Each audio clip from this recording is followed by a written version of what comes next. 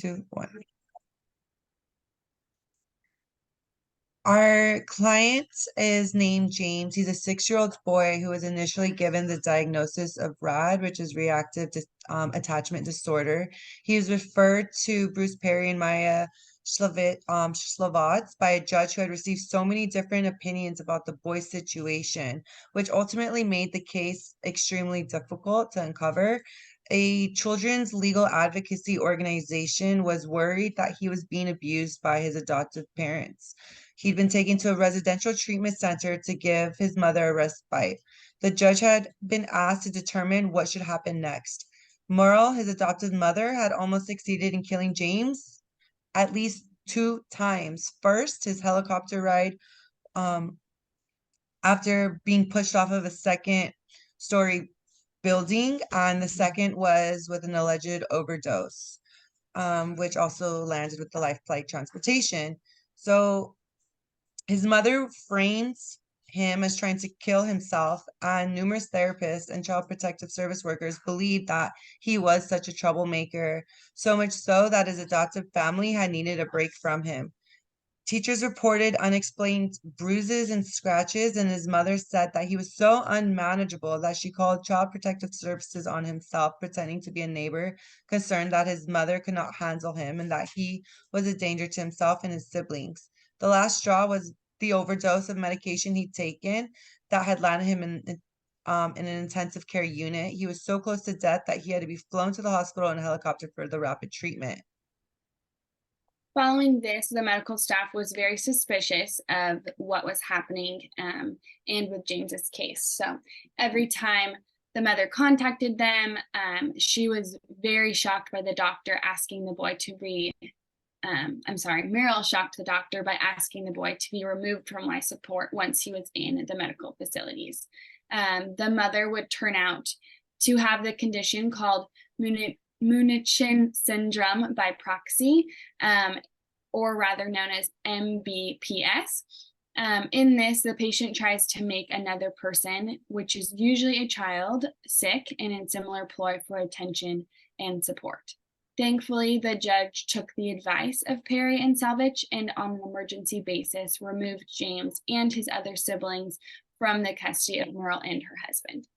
A civil jury later agreed that James had been abused by his adoptive mother and the father had not intervened to prevent it. Evidence was then presented that proved how James's mother had twisted his words and actions to portray him as a troubled child and hide her own depravity.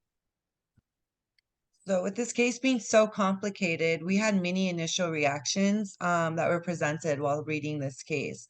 I personally and Madison as well, we agreed that we were both saddened and sickened and angry and disgusted at just the whole case altogether, from the mother poisoning her own child and attempting to murder him twice to the father not caring what the mother was doing.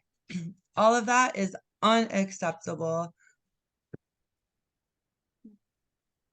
In addition to that, I think what it would be like for us both to work with this client, we both talked about just feeling really heartbroken about the case, about the situation that James was in, what happened to him, and what he had to endure as a child.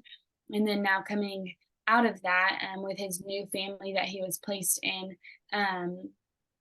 we would start kind of a new road to recovery and hopefully see him be healthy and well. In the process, we would be really heartbroken. And in the chapter, it spoke of a clinician who worked with him. She was left in tears most of the times after meeting with him, and just really felt really sorry and saddened for what had happened. This was also one of the medical staff that was very suspicious of his case. So Jaylene and I both talked about how that would definitely leave us in tears as well and very heartbroken for this case of James. So as far as interventions go, there were several interventions that we discussed that would be helpful in helping a client like James. So the first intervention that we talked about was a trauma-based CBT intervention along with play therapy. So the child is able to interact in a play session and hopefully exhibit their emotions and their feelings into the play session for their healing. In addition, child-based breathing exercises like the square breathing exercise would be great for a child like James. Channeling what he's feeling, thinking into artwork. It could be drawing, it could be playing with Play-Doh, it could be, maybe even like writing out a story, making a book, focusing on different coping skills for the life stressors and reactions to situations that he may come across in the future. A couple more is to integrate an extra curricular activity, maybe join a sports team, maybe join an after school group, so that way he's able to integrate with other children. Another focus that we can have our minds to is the DBT, which is, based off of mindfulness, square breathing, and riding the wave when it comes to children. So with the family using moments of failure to act as a launch pad, failing forward, which is another technique, takes the fear out of failure by celebrating it as an opportunity for growth. So there are several more interventions, but those are just a few baselines that we touched upon. And then to end, would we like to work with children and adolescents in our future practices? We both agreed that being with this population and this case in particular, it can be intimidating, as it's really heavy, and working with children's cases may be frustrating at times because they are minors. They're not necessarily in charge of the care that they're receiving. So that can be hard.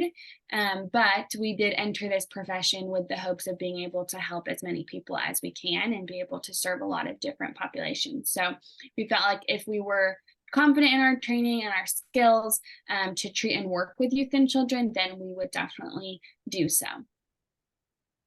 So that's going to wrap up our presentation. We thank you for your time and hope you have a great day.